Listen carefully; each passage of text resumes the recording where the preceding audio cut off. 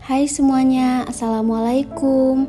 Selamat datang ke video budgetingku untuk bulan Februari 2023. Seperti biasa, sebelum aku buat penganggaran untuk bulan ini, aku mau evaluasi dulu budgeting di bulan lalu di bulan Januari.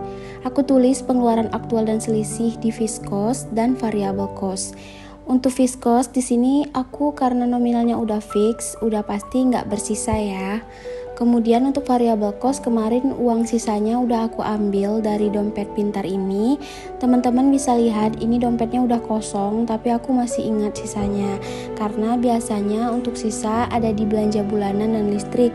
Biasanya untuk refreshing itu aku selalu habis, kalau ada sisa pun itu untuk beli cemilan Ayas lagi. Karena anggaran itu memang untuk hiburan gitu, jadi memang aku habiskan.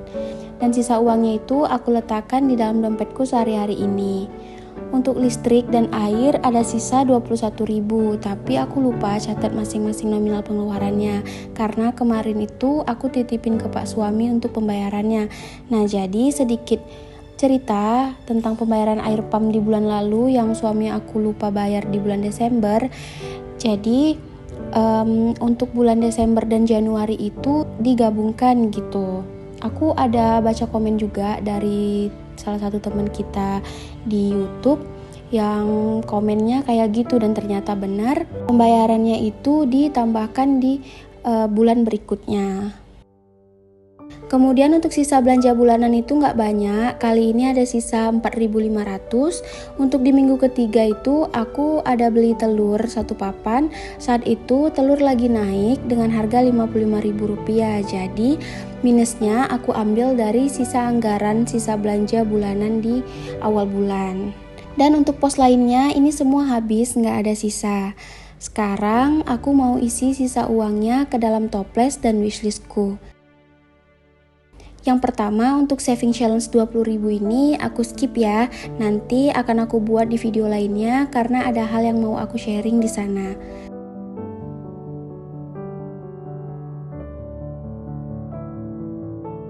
Kemudian untuk uang koinnya ini nggak aku hitung, aku save aja langsung ke toples ini hingga penuh, nanti baru aku hitung totalannya. Untuk sisa uang kertasnya, aku mau tambahin ke wishlist setelan Ayas aja karena kali ini nggak banyak sisanya. Jadi aku skip dulu untuk tambahin ke tabungan kotak P3K.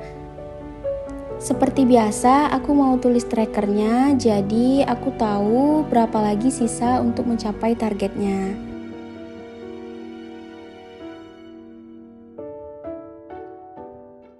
Sekarang kita lanjut ke budgeting Februarinya. Sebelumnya aku mau buat covernya terlebih dahulu. Sambil disclaimer ke teman-teman bahwasanya di sini aku nggak ada maksud untuk ria atau mau pamer.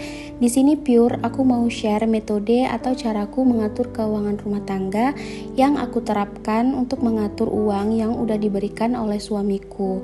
Mana tahu teman-teman di sini masih ada yang bingung gimana cara mengelola keuangan rumah tangga karena mungkin masih ada teman-teman di sini yang keuangan rumah tangganya itu belum terkoordinir dengan baik dan tiap bulannya selalu minus. Uangnya tercampur dan gak tahu kemana aja arah pengeluaran uangnya. Tahu-tahu udah minus di akhir bulan. Dengan menerapkan metode budgeting atau penganggaran keuangan seperti ini, keuangan kita bisa lebih terorganisir lebih baik. Sebenarnya berapapun gaji atau pendapatan yang kita terima pasti cukup untuk memenuhi kebutuhan, tapi nggak cukup untuk memenuhi keinginan. Karena semua itu harus imbang dengan gaya hidup yang kita jalani. Misalnya si A, pendapatannya itu besar, tiap bulan bisa 10 hingga 15 juta rupiah. Tapi mereka tidak punya simpanan karena tidak mempunyai perencanaan keuangan yang baik. Sementara si B dengan gaji 3 hingga 5 juta rupiah bisa mempunyai simpanan bahkan aset yang banyak karena mampu mengatur keuangan yang lebih baik hingga bisa financial freedom.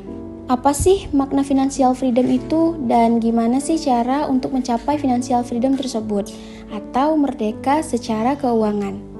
Secara singkat, financial freedom diartikan sebagai suatu kondisi di mana seseorang memiliki cukup tabungan, investasi, serta aset tunai yang cukup untuk memenuhi kebutuhan hidup dengan standar tertentu.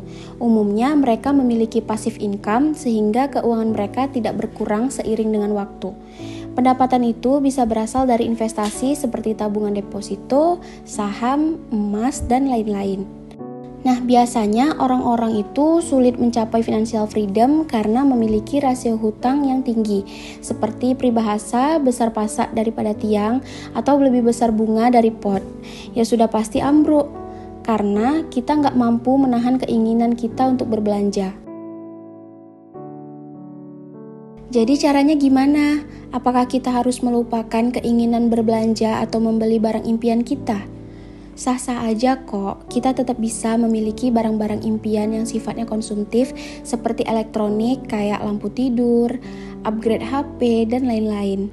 Untuk aku pribadi, jika aku ingin membeli suatu barang impian, aku kumpulkan sedikit demi sedikit dari sisa evaluasi keuangan bulanan. Jadi, tidak mengganggu anggaran keuangan lainnya yang sudah diposkan. Jadi, untuk mencapai financial freedom tersebut, kita bisa membentuk rancangan anggaran, menetapkan tujuan yang jelas, dan mulai berinvestasi.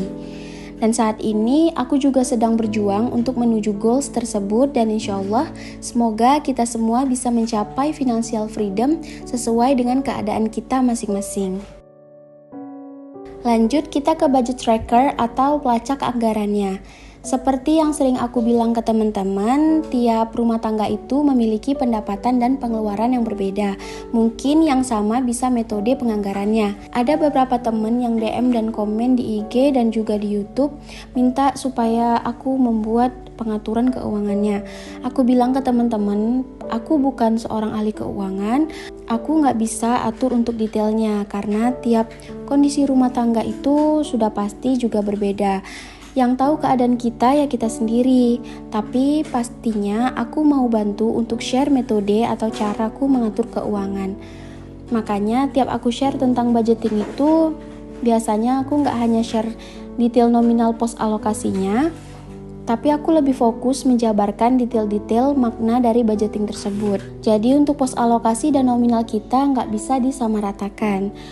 Untuk income, seperti biasa, aku sensor untuk menghargai privasi suamiku dan biasanya untuk income ini suamiku memberi cash dan sudah dipotong untuk pegangannya seperti untuk uang makan, uang minyak kendaraan, dan potongan wajib kantor untuk dana kesehatan, koperasi, dharma wanita, dan lain-lain. Lalu untuk giving, seperti biasa, aku sisihkan untuk orang tua dan sedekah.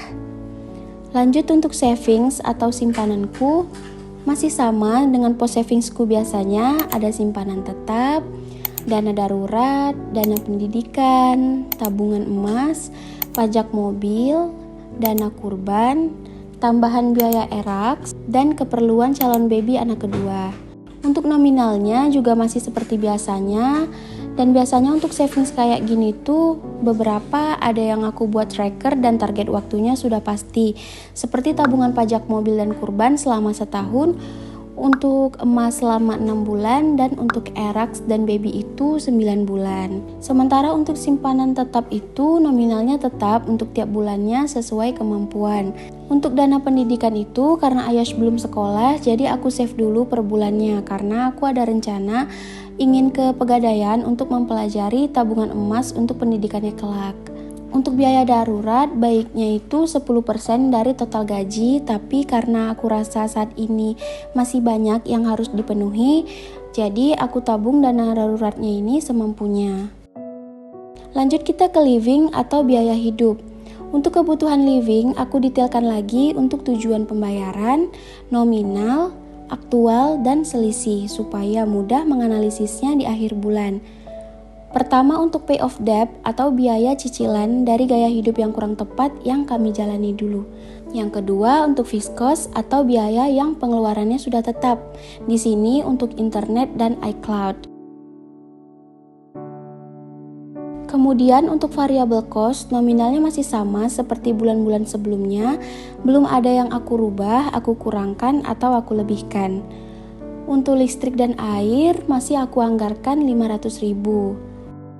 Untuk bulanan 400.000, ini untuk biaya tambahan keperluan dapur karena untuk biaya mingguan itu ayah mertua yang belanja dan untuk beras ayah mertua yang bertani di sawah.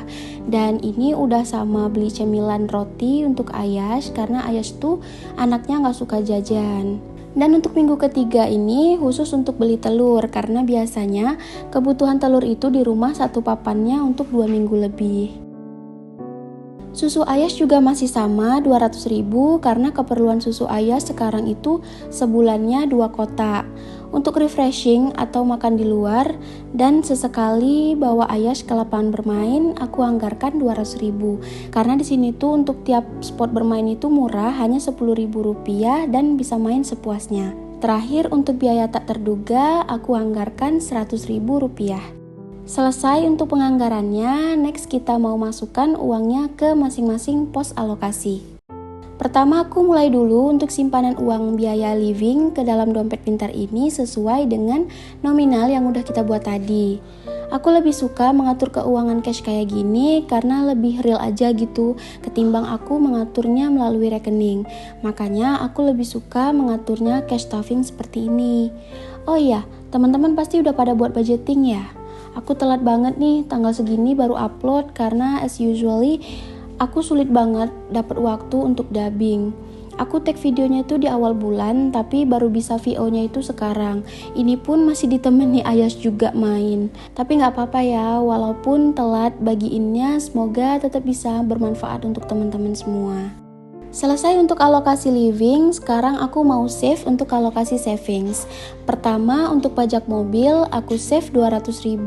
Dan ini udah bulan keempat, aku mulai dari bulan November 2022 lalu, dan targetnya di bulan Oktober 2023 ini. Aku save keuangan ini di Binder Sinking Funds. Untuk teman-teman yang mau saman kayak aku, untuk pernak-pernik budgetingnya, teman-teman bisa cek linknya di description box ya. Kemudian yang kedua, insya Allah untuk dana kurban tahun ini aku tiap bulannya save 100.000 dan ini udah bulan ke-8. Aku mulainya setelah Idul Adha di tahun lalu. Insya Allah hingga Idul Adha tahun ini. Dan untuk sistemnya biasanya kami menggunakan sistem patungan dengan keluarga besar dan tiap tahunnya itu ayah mertua yang mengkoordinasi kurban-kurban di wilayah tempat aku tinggal. Lanjut untuk tabungan investasiku, aku ada simpan untuk membeli emas logam mulia. Aku targetnya 1 mayam, kisaran harga 1 mayam di sini itu 3 juta rupiah. Jadi tiap bulannya aku save 500.000. Walau terkesan agak lambat, insya Allah pelan tapi pasti bisa menjadi investasiku di masa depan. Kemudian untuk simpanan biaya lahiran aku save 200.000 dan untuk baby 100.000. Tapi maaf, aku belum bisa kasih tahu ke teman-teman untuk progress trackernya. Dan untuk sisa uangnya ini adalah uang dana darurat dan dana pendidikan yang mau aku simpan di rekening karena keadaan darurat tidak mengenal waktu dan tempat. Jadi kalau disimpan di rekening kayak gini mudah dicairkan dan paling aman dan cepat diakses. Dan kita udah di akhir video budgetingku untuk bulan Februari ini. Terima kasih untuk teman-teman yang udah nonton videoku kali ini. Semoga ada manfaat yang bisa dipetik. See you on my next video. Wassalamualaikum warahmatullahi wabarakatuh. Bye.